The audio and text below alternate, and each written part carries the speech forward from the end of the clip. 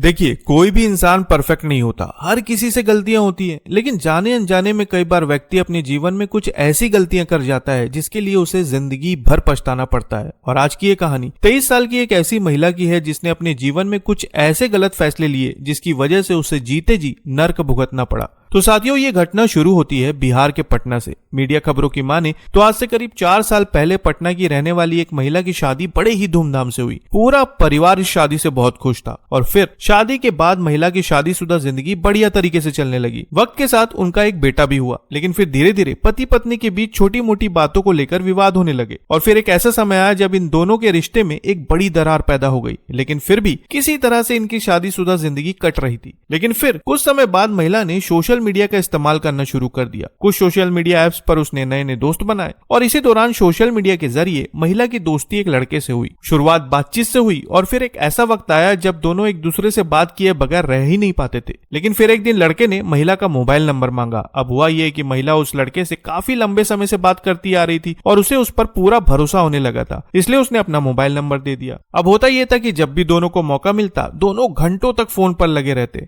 दोनों एक दूसरे के साथ हर चीज शेयर करते। लेकिन फिर एक दिन उस लड़के ने महिला को प्रपोज कर दिया और हैरानी इस बात की है कि शादीशुदा होते हुए भी उस महिला ने हामी भर दी। सबसे बड़ी बात यह थी कि महिला के पति को इसके बारे में कुछ भी नहीं पता था। लेकिन कब तक ये बात छुपी रहती? आखिरकार एक दिन उसके पति को सब कुछ पता चल गया। अब जैसे ही उसे पता चला, उसने इसका विरोध करना शुरू किया। उसने अपनी पत्नी को लाख समझाने की कोशिश की कि तुम जो कर रही हो वो बहुत गलत है, लेकिन इसके बाद भी पत्नी ने उसकी एक बात न सुनी और फिर आए दिन इसी बात को लेकर अब पति पत्नी झगड़ने लगे और अब ये रोज की बात हो गई थी। फिर करीब 8 महीने पहले महिला के प्रेमी ने उससे कहा कि हम दोनों भाग चलते हैं और यहाँ से निकलकर अपनी एक नई दुनिया बसाएंगे। अब इतना सुनते ही महिला तुरंत तैयार हो गई। फिर दोनों ने तय किया कि दोनों तय वक्त पर पटना रेलवे स्टेशन पर मिलेंगे। जिसके बाद महिला ने घर से कपड़े और गहने उठाए और सीधा पटना स्टेशन की तरफ निकल गई। किसी तरह से वो रेलवे स्टेशन पहुंची और अपने प्रेमी का इंतजार करने लगी। कई घंटे बीत गए, लेकिन महिला का प्रेमी स्टेशन नहीं पहुंचा। देर रात तक वो स्टेशन पर उसका इंतजार करती रही और जैसे जैसे वक्त बीत रहा था उसकी परेशानी बढ़ती जा रही थी। उसे समझ में नहीं आ रहा था कि आखिर वो अब तक स्टेशन क्यों नहीं पहुंचा। रात काफी हो चुकी थी और अब परेशान होकर महिला स्टेशन में इधर उधर घूमने लगी। लेकिन तभी अचानक एक लड़का उसके पास आया। उसने पूछा कि क्या बात है, आप बहुत ज्यादा परेशान लग रही हैं। पहले तो महिला ने कुछ भी नहीं कहा, लेकिन उस लड़के ने उसे आश्वासन दिया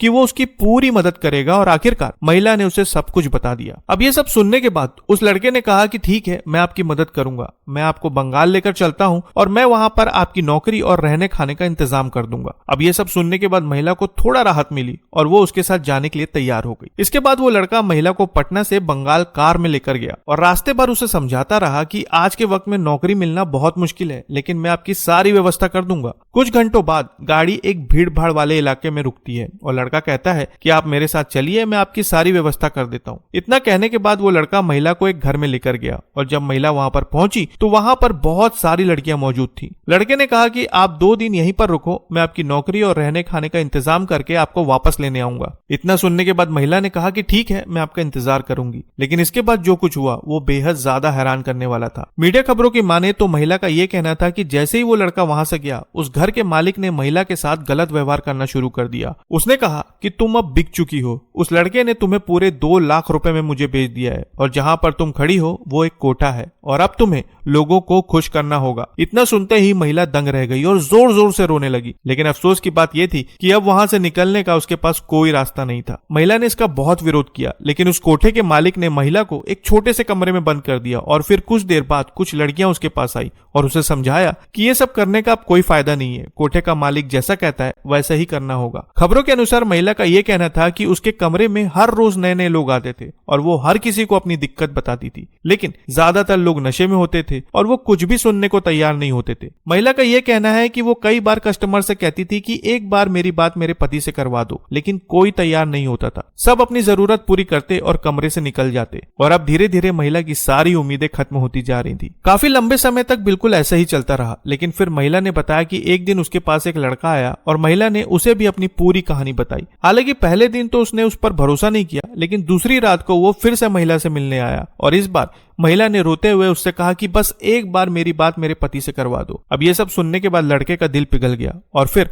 2 अक्टूबर 2025 को उस लड़के ने महिला की बात उसके पति से करवा दी। अपने पति को फोन करके महिला रोते हुए कहती है कि मैं पश्चिम बंगाल के इस्लामपुर थाना क्षेत्र के एक कोठे में कैद हूं, तुम किसी भी तरह से आकर मुझे बचा लो क्योंकि हर रोज मुझे यहाँ लोग नोचते हैं। अब ये सब सुनने के बाद पति के होश उड़ गए और उसी वक्त उसने मनेर थाने से संपर्क किया और लड़के का नंबर उपलब्ध कराया। इसके बाद 6 अक्टूबर को मनेर थाना में मामला दर्ज किया गया। मामला दर्ज होने के बाद पुलिस ने उस कस्टमर से संपर्क किया और कस्टमर से कहा कि आप किसी भी तरह से कोठे पर जाओ और महिला से वीडियो कॉल पर बात कराओ, और लड़के ने बिल्कुल वैसा ही किया। वो कोठे में गया, महिला से मिला और उसने वीडियो कॉल के जरिए महिला की बात पुलिस वालों से करवा दी। कॉल के बाद पुलिस ने महिला का पूरा लोकेशन पता किया, जिसके बाद मनेर थाना की टीम पश्चिम बंगाल के लिए रवाना हुई और रेड लाइट एरिया में छापामारी करके महिला को रेस्क्यू कर लिया गया। रेस्क्यू करने के बाद उसे पटना लाया गया। फिलहाल महिला सुरक्षित है और पुलिस अब इस पूरे मामले पर कार्रवाई कर रही है। तो साथियों, ये था बिहार के पटना का वो मामला जिसने हर किसी को चौंका कर रख दिया। आप इस मामले पर क्या कहना चाहेंगे कमेंट में जरूर बताएं और नई खबरों के लिए चैनल को सब्सक्राइब करना ना भूलें। तो फिर मिलेंगे साथियों बिल्कुल एक नई खबर के साथ। तब तक के लिए आपका बहुत बहुत धन्यवाद।